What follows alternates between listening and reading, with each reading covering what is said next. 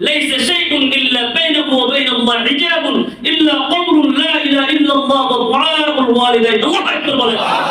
পৃথিবীর মধ্যে মানুষ যত ইবাদত করে, কোন ইবাদত সরাসরি মালিকের কাছে পৌঁছায় না।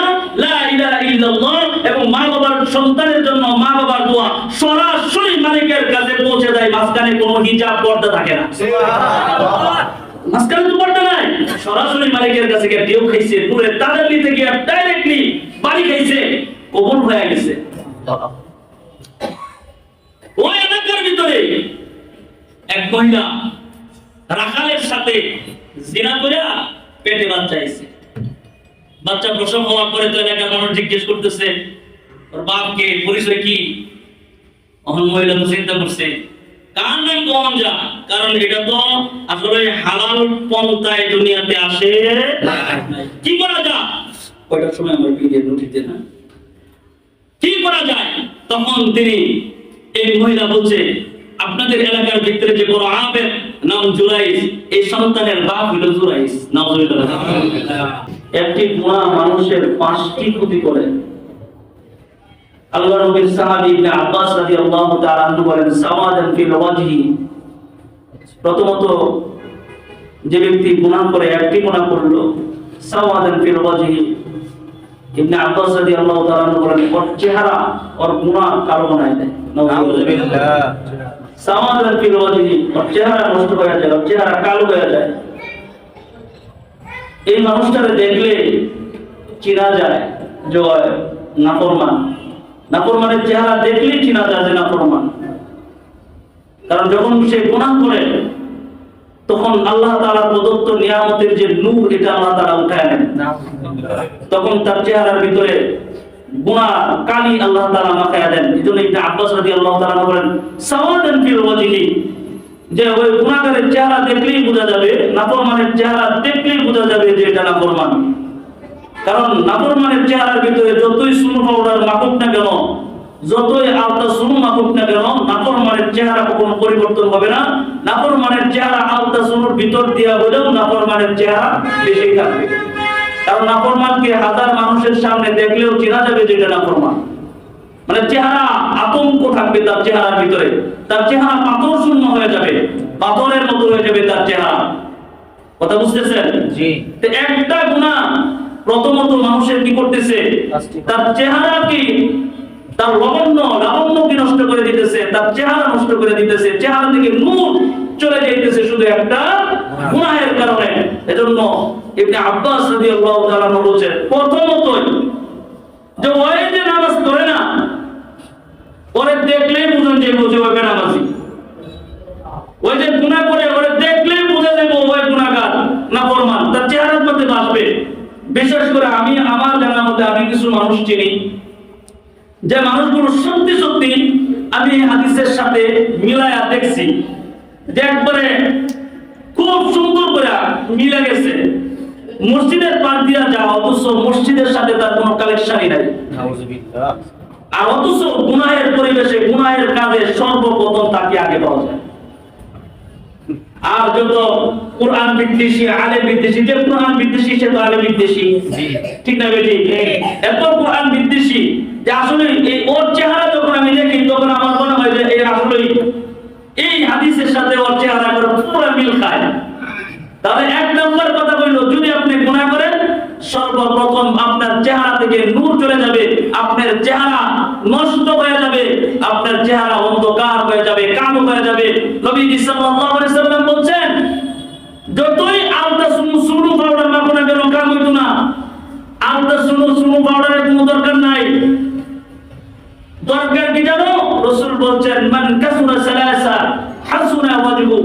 নবীজি সাল্লাল্লাহু আলাইহি ওয়াসাল্লাম বলেন মান কাসুরা সালাসু, যার হায়াতে জিন্দেগিতে নামাজ আছে, যার বেশি সিজদা আছে, যার জীবনে তাহাজ্জুদ আছে, লম্বা সিজদা আছে, নবীজি সাল্লাল্লাহু আলাইহি ওয়াসাল্লাম হাসুনা ওয়াজহু, তার চেহারার ভিতরে সকালবেলা আল্লাহর নূর পদত্ব দিয়ে একবার চেহারাকে আলোকিত বানায়। ওরে সকাল হয়ে গেলে মানুষ চেহারা দেখলে চিনা হয় আজকে ফজরের নামাজ পড়ছে জামাতের সাথে, ওই আজকে তাহাজ্জুদ রাতে পড়ছে, ওরে দেখা আপনি আমি চিনব না, আপনি বেনামাজি আমরা বেনামাজি এত সহজে চিনব না। যারা ইমানদার, ইমানদারদেরকে আল্লাহ তাআলা প্রকাশ করে দিবেন। সুবহানাল্লাহ। যে আল্লাহ প্রত্যেকটা মানুষের সামনে তার পরিচয় করায় দিবে। সুবহানাল্লাহ। পরিচয় করায় দিবে। কেন পরিচয় করায় দিবে? ওই যে ভালো কাজ করে, ভালো কাজের কথা মানুষকে জিজ্ঞেস করলে লোকটা কেমন, পরিচয় দিবে লোকটা অনেক ভালো। যদি একটা খারাপ মানুষকে জিজ্ঞেস করে এই ভালো মানুষটা কিরকম, এই লোকটা কিরকম, খারাপ মানুষেও তার ব্যাপারে বলবে যে না আমি খারাপ হতে পারি, তার মানুষটা খারাপ, মানুষটা ভালো, পরিচয় করায় দিবে। এজন্য রাসূল বলেছেন মান কাসুরা সালাসু ফিল লাইল, যার রাতের ইবাদত আছে, যার রাতের সিজদা আছে, নবীজি সাল্লাল্লাহু আলাইহি ওয়াসাল্লাম হাসুনা ওয়াজহু বিন নাহার, আর সকালবেলা আল্লাহ তাআলা তার চেহারাকে একবারে নূরান্বিত বানায়, সুন্দর বানায় মানুষের সামনে উপস্থাপন করে। সুবহানাল্লাহ ওয়া বিহামদি।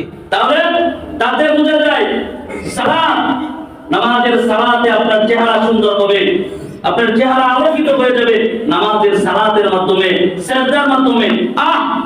মানুষ সে তার হায়াতে জিন্দেগি বুঝলো না, সে তার একটা সিজদা হারাইলো, সে তার একটা রুকু হারাইলো, সে কি দন হারাইলো, সে কি মূল জিনিস হারাইলো, সে তার জিনিস কখনো সে কল্পনা করতে পারে না। যদি সে কল্পনা করতে পারত যে তার জীবনে সে একটা সিজদা হারাই ফেলাইছে, তার জীবনে একটা রুকু সে হারাই ফেলাইছে, তার জীবনে একটা আসর সে কাজা করে ফেলাইছে, সে আফসোস করতে করতে প্রতিদিন কাজা আদায় করতে করতে জীবন শেষ হয়ে যেত, মাগার তার জীবনের এই মূল যে জিনিসটা সাইরা দিছে এই আফসোসটা শেষ হইত না। ঠিক না বেটি? তার আফসোস শেষ হয়ে যেত না। তাহলে এই যে চেহারা, এই চেহারার ভিতরে আল্লাহ তাআলা নূর পয়দা করে দিবেন, আলো পয়দা করে দিবেন, আলোকিত হয়ে যাবে তার চেহারাটা। আল্লাহ তাআলা এই সালাতের মাধ্যমে আলোকিত বানায় দিবে। শুধু তাই নয় ও দোস্ত, শুধু তাই না, বান্দা যখন সিজদায় যায় আল্লাহ তার পিঠে এবং তার মাথায় হাত বুলায়। সুবহানাল্লাহ। হাত বুলাইতে থাকে, তার পিঠে হাত বুলায়, তার মাথার মধ্যে হাত বুলাইতে থাকে। কে বুলায়? কে? আল্লাহ। আল্লাহ বলেন কে? আল্লাহ।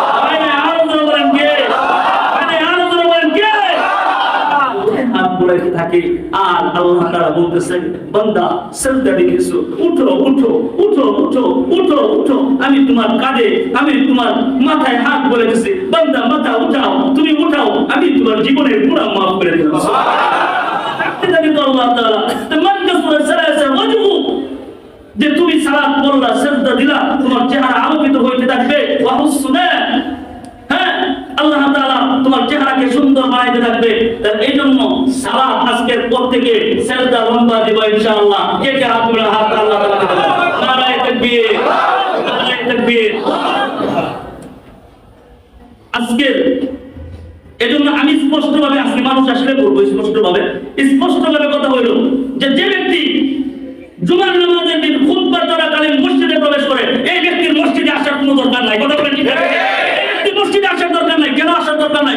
এই ব্যক্তি দ্বারা কোনো জুমার নামাজ পড়ার দরকার নাই। কারণ রাসূল সাল্লাল্লাহু আলাইহি ওয়াসাল্লাম উনি বলেছেন যখন জুমার দিন আসবে সকাল সকাল প্রস্তুতি নিয়ে তোমরা মসজিদে আসবা, তখন ফেরেশতারা প্রত্যেকটা দরজায় দরজায় দাঁড়ায় থাকে তোমাদেরকে ক্ষমা করে দেওয়ার জন্য, কাফেরদের দোয়া করতে থাকে। আর তোমরা খুতবার মধ্যে আইসা খুতবার মধ্যে গন্ডগোল লাগাও, অতএব তোমার মতো মুসল্লি মসজিদের মধ্যে দরকার নাই।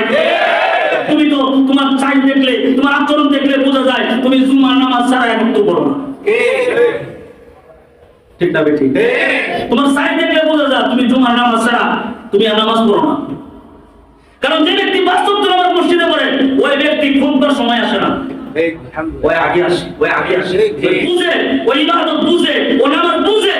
ঠিক না বেটি? খুতবা চলাকালীন কথা বলা হারাম নিষিদ্ধ করেছেন কে? মুহাম্মদুর রাসূলুল্লাহ সাল্লাল্লাহু আলাইহি ওয়াসাল্লাম নিষেধ করেছেন। খুতবা চলাকালীন তোমরা খুতবা শুনবা, ফেরেশতারা খুতবা শুনে তোমরাও শুনবা।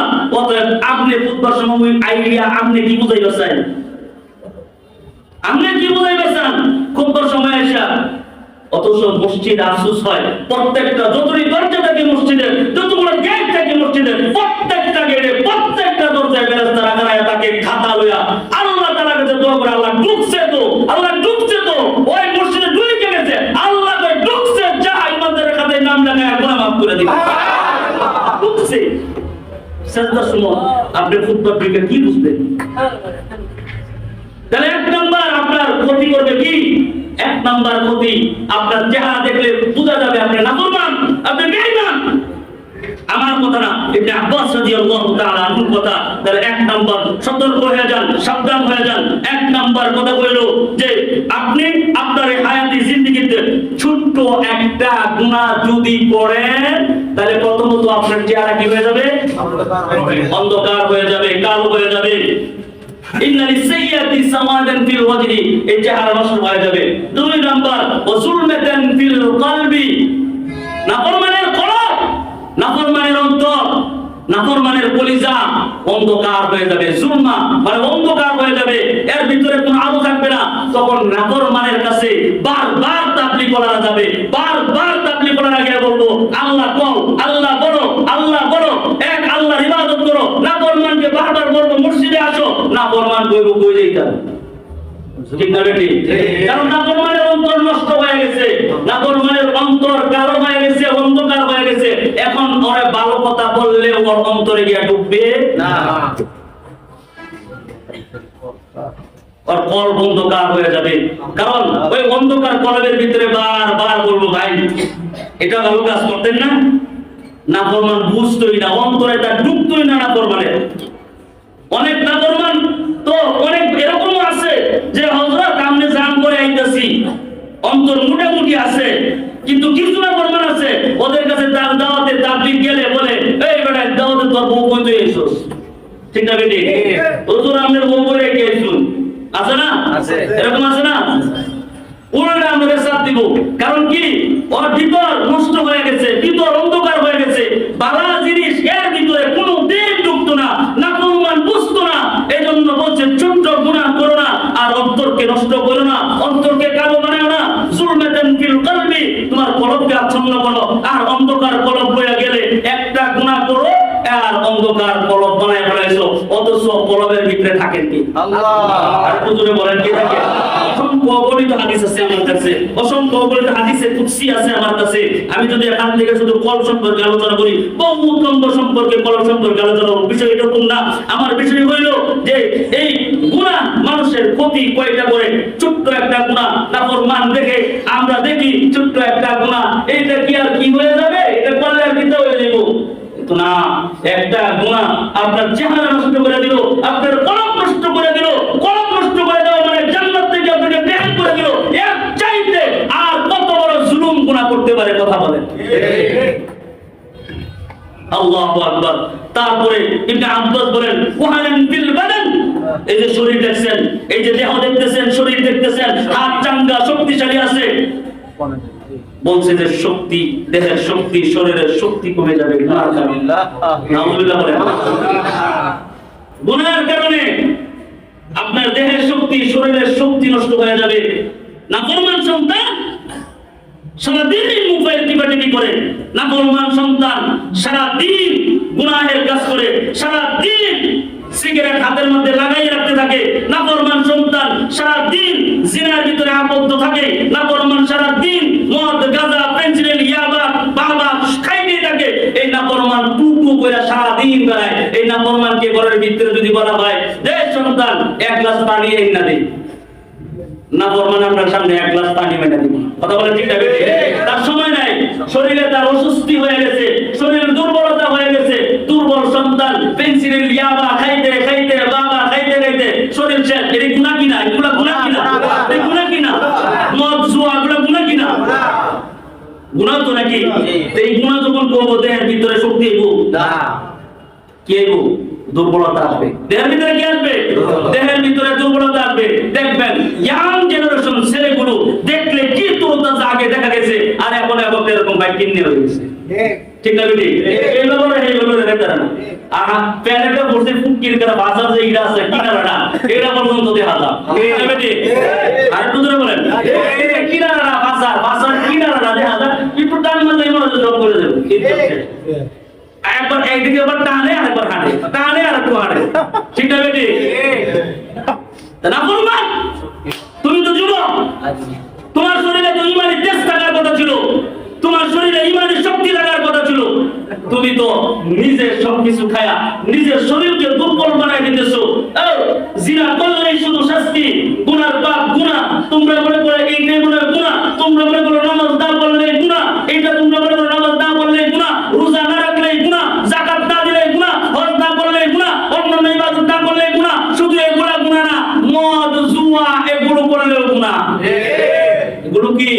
এগুলো গুনাহ, ছোট ছোট গুনাহগুলো আপনাকে ধ্বংস করে দিতেছে, আপনি বুঝতেছেন না।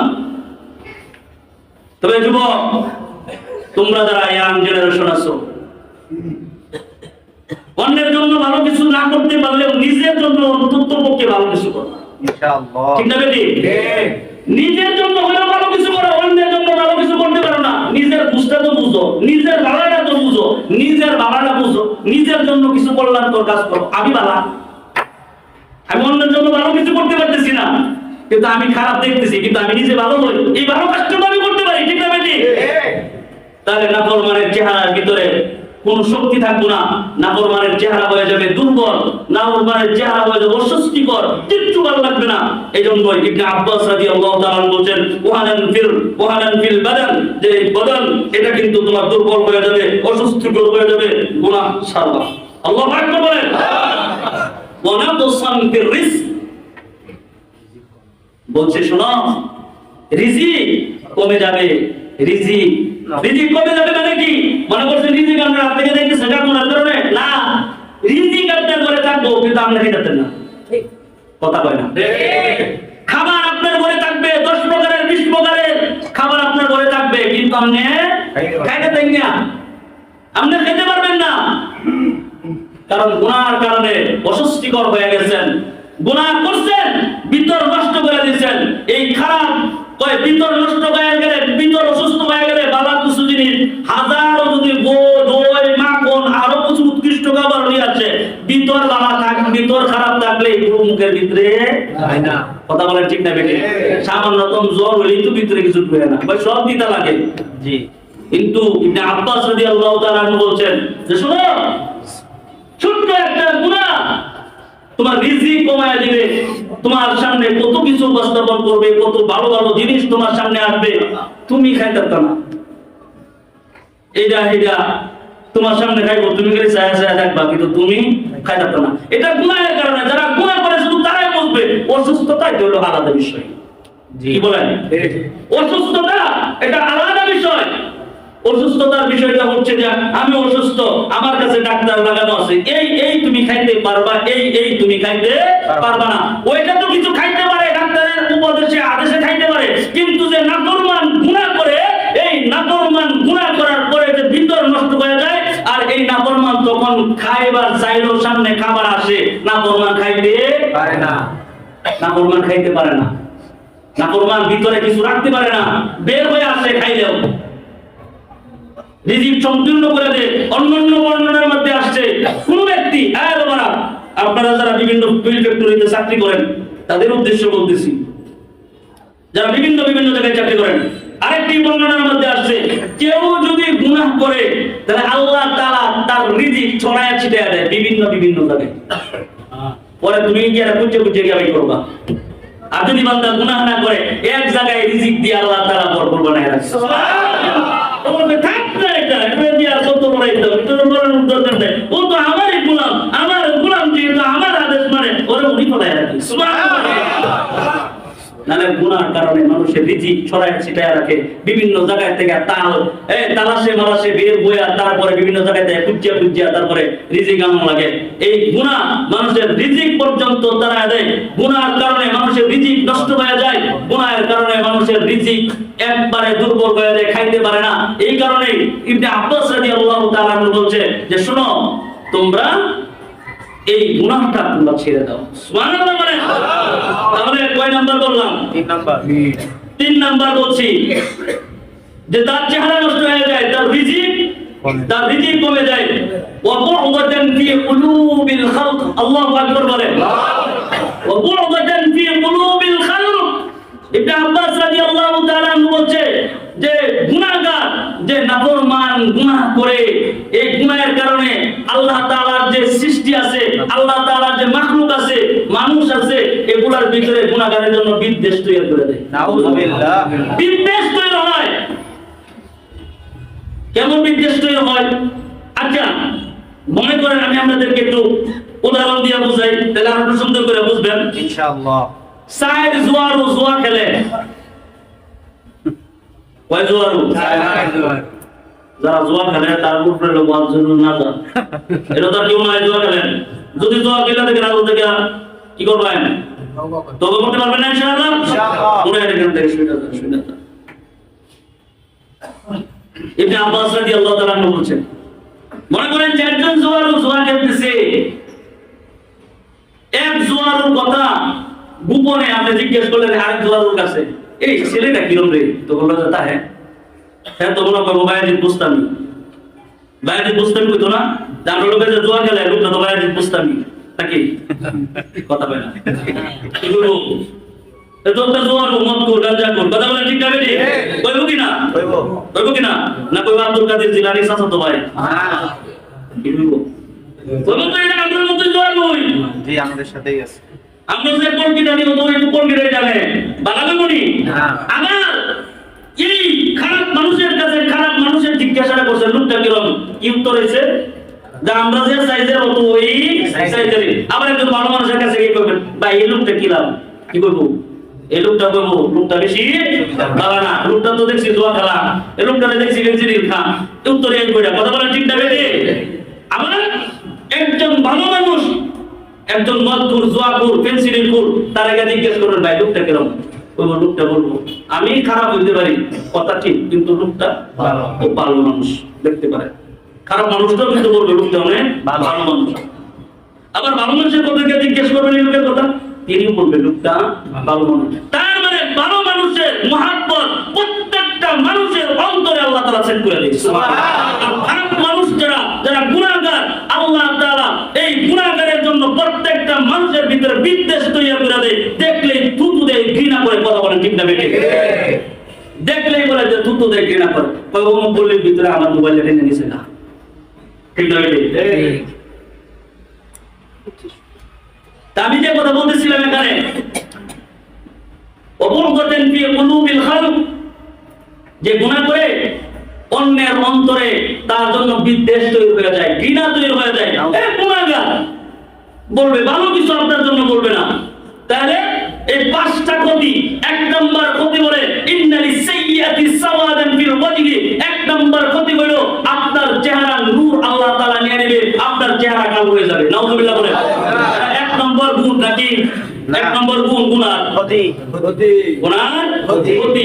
নাম্বার 2 ওয়াজুলমাতান ফিল কলব, গুনাহ করলে আল্লাহ তাআলা তার অন্তরের ভিতরে আল্লাহ তাআলা কালি বানায় দেয়, অন্ধকার বানায় দেয়। নাউযুবিল্লাহ বলে অন্ধকার হয়ে যায় তার অন্তর গুনার কারণে। এটা 2 নম্বর ক্ষতি গুনার। 3 নম্বর ওয়ানান ফিল বাদান, 3 নম্বর ক্ষতি হলো তার যে এই শরীর আছে, তার যে দেহ আছে, এই দেহ আল্লাহ তাআলা অসুস্থি, দুর্বল বানায় দেয়। নাউযুবিল্লাহ বলেন এটা 3 নম্বর ক্ষতি। 4 নম্বর ওয়ানাকসান ফির রিজকি, আল্লাহ তাআলা তার রিজিক শর্ট করে দেয়। নাউযুবিল্লাহ গুনাহের কারণে কি করে দেয়?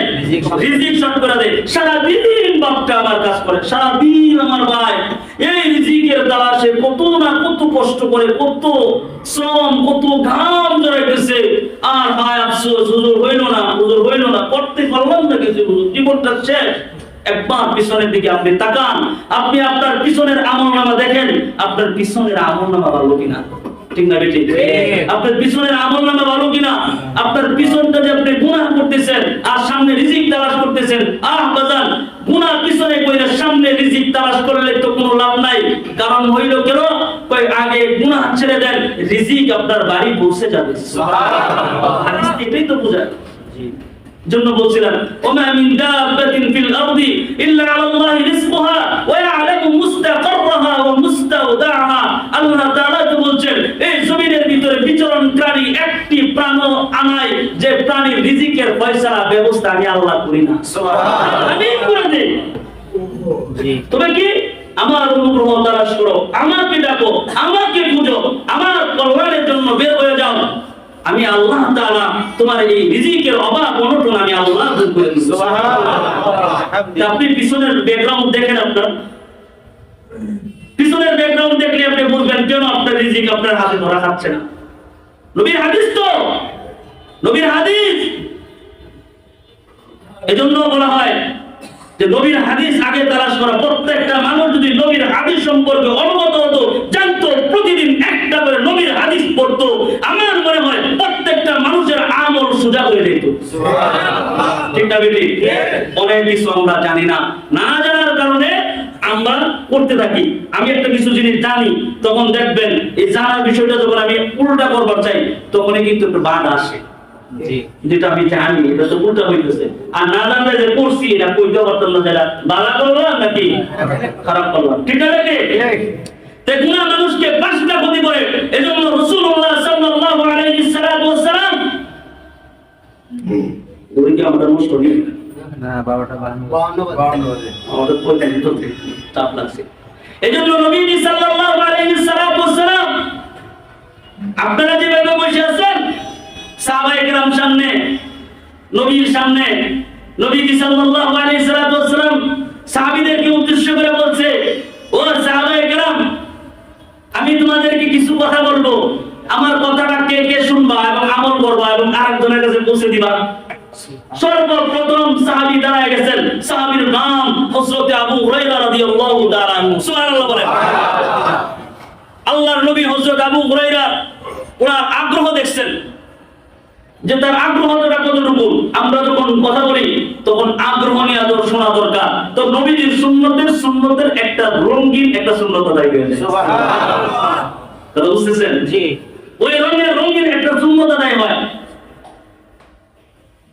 তো হযরত আবু হুরায়রা রাদিয়াল্লাহু আনহু বলেন, ইয়া রাসূলুল্লাহ, আমি শুনবো। সুবহানাল্লাহ।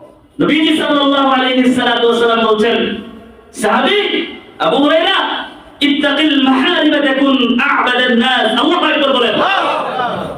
আবু হুরায়রা, গুনাহ ছেড়ে দাও, হারাম কাজ ছেড়ে দাও, আল্লাহর পেয়ারা হয়ে যাও। সুবহানাল্লাহ।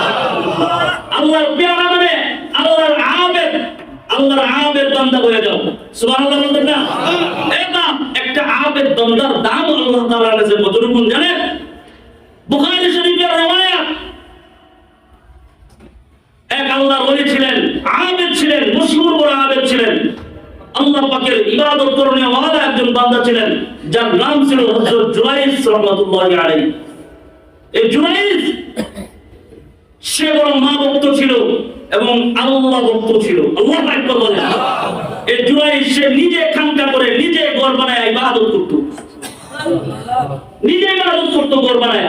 আমি এক জায়গায় গেছিলাম, এক খানকার পরিবেশ ঘরটা এত সুন্দর আমার কাছে লাগছে, মনটা কইছে যে ওই রাত্রটা ওখানে কাটায়া আমি যেন সারা রাত ওই জায়গায় যেন আমি তাহাজ্জুদের নামাজ পড়ি। আমার কাছে এত ভালো লাগছে, কিন্তু সময়ের কারণে আসলে রাত্রটা যাপন করা ওখানে হয় নাই।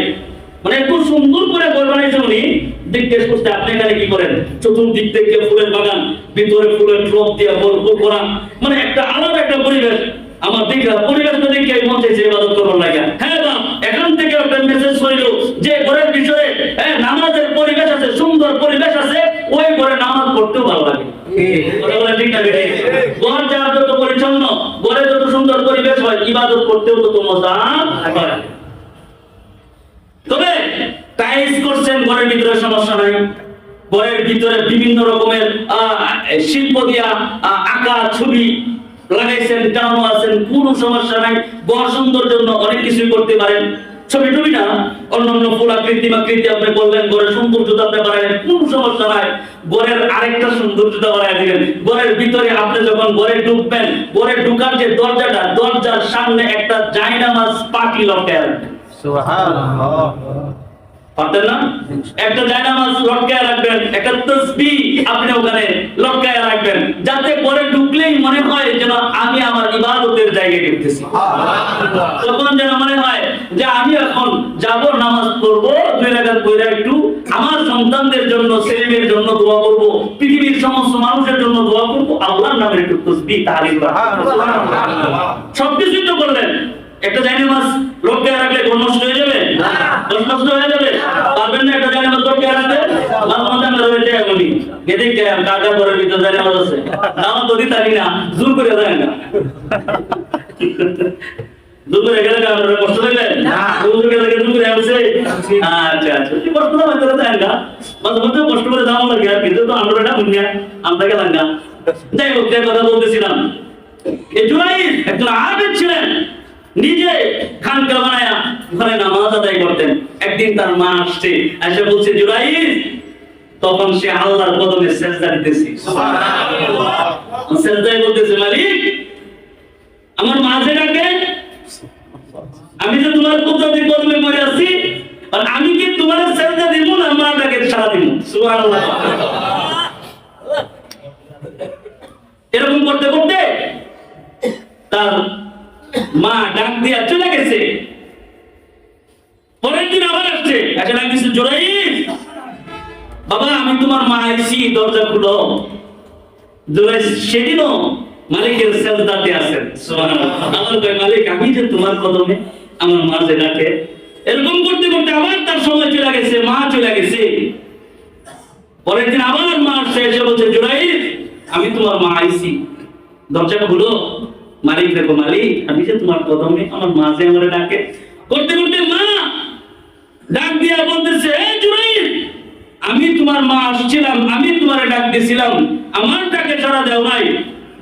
আল্লাহ তাআলা যেন তোমারে এমন জিনাকারী মেয়ের মহিলার চেহারা না দেখায়, যেন আল্লাহ তোমার মৃত্যু না দেয়। নাউজুবিল্লাহ। জিনাকারীর চেহারা যেন তোমারে দেখায়। মা রাগে বদদুয়া করছে, আমি মা চেহারা দেখি না, জিনাকারীর চেহারা দেখি। নাউজুবিল্লাহ বলে, মা চেহারা তো দেখলি না, দরজা খুললি না, জিনাকারীর চেহারা দেখিস, দোয়া করে ফেলাইছে।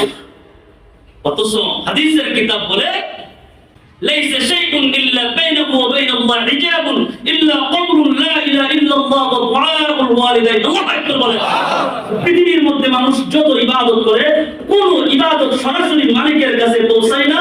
লা ইলাহা ইল্লাল্লাহ এবং মা বাবার সন্তানের জন্য মা বাবার দোয়া সরাসরি মালিকের কাছে পৌঁছে যায়, মাঝখানে কোনো হিজাব পর্দা থাকে না। সুবহানাল্লাহ।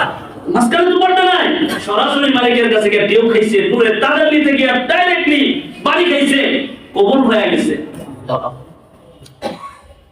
ওই এলাকার ভিতরে এক মহিলা রাখালের সাথে জিনা করে পেটে বাচ্চা আইছে। বাচ্চা প্রসব হওয়ার পরে তো এলাকার মানুষ জিজ্ঞেস করতেছে, ওর বাপকে, পরিচয় কি? অহন মহিলা তো চিন্তা করছে, কার নাম কোন যা, কারণ এটা তো আসলে হালাল পন্থায় দুনিয়াতে আসে। কি করা যায়? কয়টার সময় আমরা ভিডিও নোটিতে না, কি করা যায়? তখন তিনি, এই মহিলা বলছে, আপনাদের এলাকার ভিতরে যে বড় আবেদ নাম জুরাইজ, এই সন্তানের বাপ হলো জুরাইজ। নাউজুবিল্লাহ। এলাকার মানুষ তো ক্ষিপ্ত হয়েছে। হ্যাঁ, মাংস, গোস্ত, মুরগির আন্ডা, ডিম, কুসুম যা আছে সবকিছু তোমার জন্য ভালো ভালো জিনিসগুলো তোমার কাছে গিয়ে পৌঁছা দেয়। তুমি আমাদের এলাকার ভিতরে একজন আবেদ বান্দা, আল্লাহর মুখলেস বান্দা, এত ইবাদত করো তুমি, তোমাদের ইবাদতে আমরা খুশি। তোমার মতো লোক খান কারণে বৈশা গোপনে গোপনে নারী লইয়া মজা করো, আসবো তোমারে দরকাশি গিয়াই তো মনে করে যায় ওনার খান কায় বছরে কুবায় একবারে চুরি হয়ে গেছে, খান অস্তিত্ব শেষ হয়ে গেছে। জোরাইসে দৌড়বে, দৌড়ছে মারবে। জোরাইস বলছে, আমার কথাটা শোনো। কে কার কথা শুনে? কথা বলে ঠিক না বেটি? কে কার কথা শুনে? আরে হুজুরে কাম করছেন তাড়াতাড়ি না সাইজ করে লয়, ঠিক না বেটি? আমরা দিনা করব, আমরা লাগিয়া যায়, হুজুরে দিনা করতে হুজুরের তো যায় না, ঠিক না বেটি? ও তার মানে আমরা করতে যায় না, এটা ঠিক বলে যে সবার জন্য তো হারাম নাকি? সবার জন্য হারাম না? তো জুরাইসে তো দৌড়ছে। জুরাইস বলছে, আল্লাহর হস্তে আমার কথা শুনো তোমরা।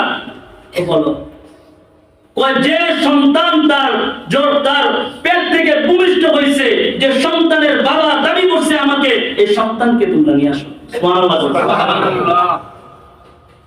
এই সন্তানকে নিয়ে আসা হয়েছে। আসার পরে হযরত জুরাইজ তার দেহের ভিতরে মাথার মধ্যে অঙ্গুলি দিয়ে বলতেছে, এই ছেলে তুমি বলো তোমার বাবাকে। সুবহানাল্লাহ। এই শুনেন, পৃথিবীর ইতিহাসে হযরত ইউসুফ আলাইহিস সালাতু ওয়াস সালামের চেহারার ভিতরে তারা লেপ বস্ত্র করতে চেয়েছিল। এই ইউসুফকে সবার পৃথিবীর মানুষের কাছে গুনাহগার, জিনাকার হিসেবে দাবিত করতে চেয়েছিল। হেফাজত করছিলেন কে? আল্লাহ। বাচ্চা দিয়া আল্লাহ তাআলা এই কালিমা রঞ্জন করতে দেয় নাই। আল্লাহ সমস্ত কিছু প্রকাশ করে দিয়েছে। তার বান্দাকে, তার নবীকে একবারে খোলাসা বলে প্রকৃতপক্ষে মানুষের সামনে খোলাসা কইরা গুনাহ থেকে, আবর্জনা থেকে মুক্ত কইরা ঘোষণা করে দিয়েছে। এই জুরাইজ রাহমাতুল্লাহি আলাইহি তিনিও যখন আঙ্গুলে দিয়া বলছে, এই যুবক তোমার এই বাচ্চা, তোমার বাবার নাম কি, তোমার পরিচয় কি? বাচ্চাটা কোলের শিশু, কথা বলতে পারে না, 2-3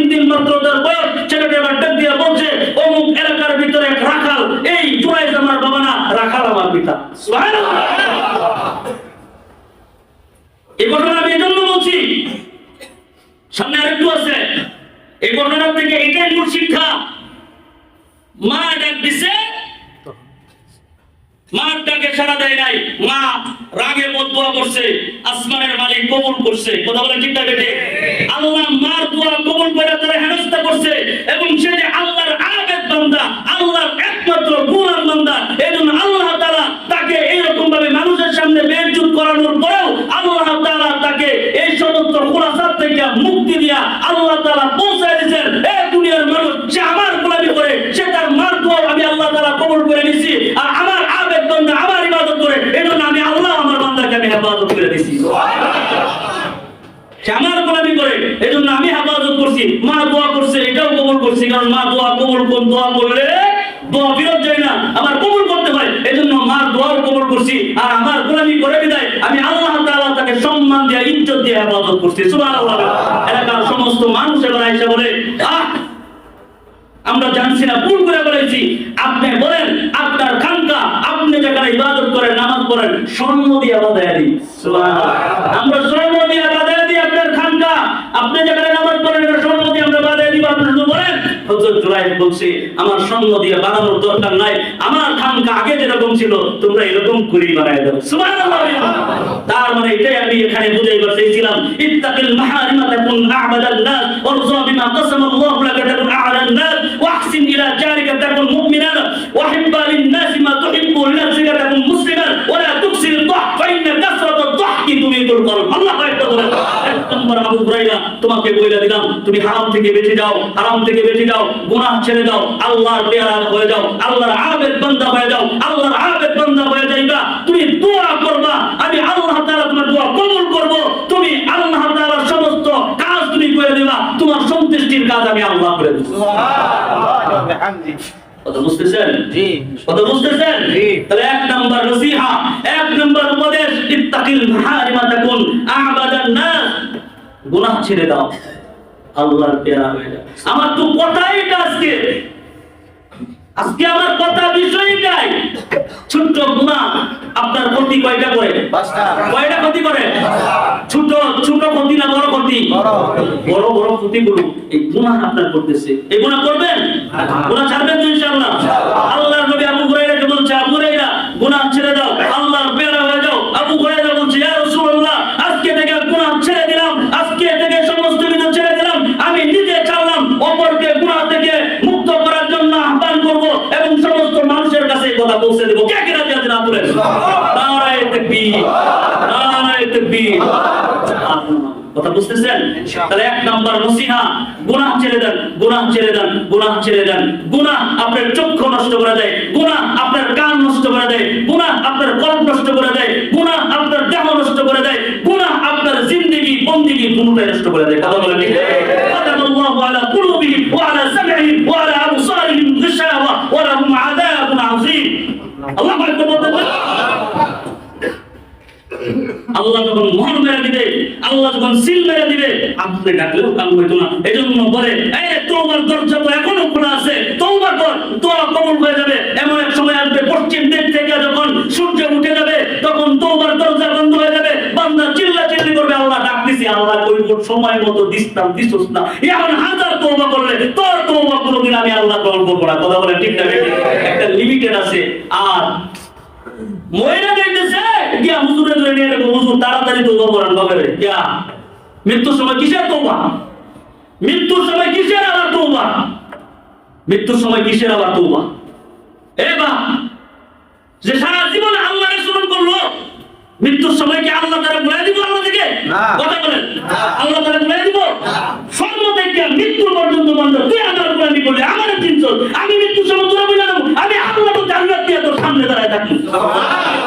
কিসের তত্ত্ব করে বা সারাদিন ইবাদত নাই, সারাদিন একটা নাফরমানের একটা সিজদা নাই, নাফরমানের একটা নামাজ নাই, আসর নাই, মাগরিব নাই, এশা নাই, নাফরমানের এই নাফরমানের মৃত্যুর সময় তার কালিমা নসিব হইব আশা করা যায়, আশা করা যায়। হাজার ওয়ালেদ দিয়া শেষ বৈঠকে শেষ পর্যায়ে তওবা নিলে তওবা কবুল হবে না। সারা জীবন নাফরমান করছে, সারা জীবন ইমামের পিছনে দৌড়ছে, ইমামের বিরুদ্ধে আচরণ করছে, সারা জীবন আলেম ওলামাদের বিচরণ করছে, সারা জীবন কোরআনের বিরুদ্ধে আচরণ করছে, সারা জীবন এরকম ভাবে তার জীবন সে কাটাইছে। শেষ পর্যায়ে কোরআনের আলো দিয়ে বসতো, বসবে না। শুনেন, এই জন্য আল্লাহ তাআলা বলছেন, ওয়াকাদা রাব্বুকা আল্লা তা'বুদু ইল্লা ইয়্যা। আল্লাহ বলছে জন্ম থেকে মৃত্যু পর্যন্ত আমার গোলামি করবা, আমার গোলামি ছাড়া কারো গোলামি তুমি করতে পারবে না। জন্ম থেকে মৃত্যু পর্যন্ত আমার গোলামি করে আমার চিনছো আমি আল্লাহ তাআলা। আমিও বলতেছি ইন্নাল্লাযীনা ক্বালু রাব্বুনাল্লাহ তুম্মা ইসতাকামু তাতানাজ্জালু আলাইহিমুল মালায়েকাতু আল্লা তাখাফু ওয়া লা তাহজানু ওয়া আবশিরু বিল জান্নাহ। আল্লাহু আকবার বলেন। আল্লাহ তাআলা বলবো তুমি আমারে বলো না, আমিও তোমারে বলবো না। আমি আল্লাহ তাআলা ফেরেশতা নিযুক্ত করে দিয়েছি তোমাদের আহলান সাহালা জানার জন্য। আমি আল্লাহ কালিমা পড়ায় দিয়েছি তোমাকে পড়ানোর জন্য। ফেরেশতারা তোমার সামনে দাঁড়ায় থাকবে, আল্লাহ তাখাফু ওয়া লা তাহজানু ওয়া আবশিরু বিল জান্নাহ। আল্লাহ তাআলা ফেরেশতারা বলবে আল্লাহ তাআলা তোমাকে প্রস্তুতি দিয়েছিল এই জান্নাতে, এই যে জান্নাত তোমার সামনে তুলে দেওয়া হয়েছে। বান্দা জান্নাত দেখতে থাকবে, আর কখন দিক থেকে সেই কালিমা কইরা আল্লাহর পেয়ারা হয়ে যাবে সে কোনদিন বলতেও পারবে। আমিন। আল্লাহ নামাজ আজকে থেকে পড়বেন না নাকি? এক ওয়াক্ত নামাজ ছাড়বেন না, ওয়াদা করেন। আল্লাহু তাকবীর, আল্লাহ। আজকের পর থেকে এক ওয়াক্ত নামাজ আমার জানা মতে আমি ছাড়বো না। কাজ যা হইলো পড়বো ইনশাআল্লাহ। তাকে গুনাহ আপনাকে নষ্ট করে দিতেছে, সব আপনি শেষ করে দিতেছে, গুনাহ ছাড়তে পারতেছেন। চোখে কি একবারও পানি আসে না চোখের ভিতরে যে আমি আমার জীবনের এত জুলুম আমি আমার নিজের জন্য করছি? ওপরে জুলুম করলে ওই জুলুম বরদাস্ত হয় না, সহ্য হয় না, চোখ দিয়ে অস্ত্র প্রবাহিত হয়ে যায়। দেখছেন মানুষটা আমার উপরে কত জুলুম করে। আমি আজকে একা, আমার ভাই নাই, আমার চাচা নাই, আজকে আমার একা পাইছে, আমার উপরে জুলুম করছে। এই বইলা বইলা আপনি কাঁদেন, নিজের উপরে জুলুম করলেন, একদিনও তো কাঁদলেন না যে আমি আমার নিজের উপরে জুলুম করছি। এজন্য বলছে শোনো, আগে নিজেকে নিজে পরিপাটি করো, নিজের সাথে নিজে কথা বলো। কথা বলা ঠিক আছে? হযরত ইব্রাহিম আলাইহিস সালাম নিজের সাথে কথা বলতেন। तुझे माना तू जाता है मगर देखा नहीं जाता, तुझे माना तू जाता है मगर देखा नहीं जाता, मुसल्लम लम तरानी है वो इस्तिजलाले कुरानी, मुसल्लम लम तरानी है वो इस्तिजलाले कुरानी। अल्लाहु আকবার। মানা না মানা চিন্তা করে, যেটা মানবো কি মানবো না, মানবো কি মানবো না। চা বুঝছে, চা ডুবে গেছে, এটা আমার প্রভু হইতে পারে না। আবার জিজ্ঞেস করে আমার প্রভু কে? আল্লাহ। এর একজন আছে নফস কি আছে, এই আমার প্রভু কে? এখান থেকে উত্তর আসে, ওই যেটা উইটা ডুইবা যা, উইটা তোমার প্রভু না। সুবহানাল্লাহ। যে এটারে উঠাই, যে এটারে ডুবাই, এটা তোমার প্রভু। সুবহানাল্লাহ। নিজেকে জিজ্ঞেস করবেন, আজকে যে সারা দিন আমি যে কাজ কাম করলাম, আজকে কোনো ভালো কাজ করছি কিনা? ঠিক আছে, শেষে দিন যাওয়া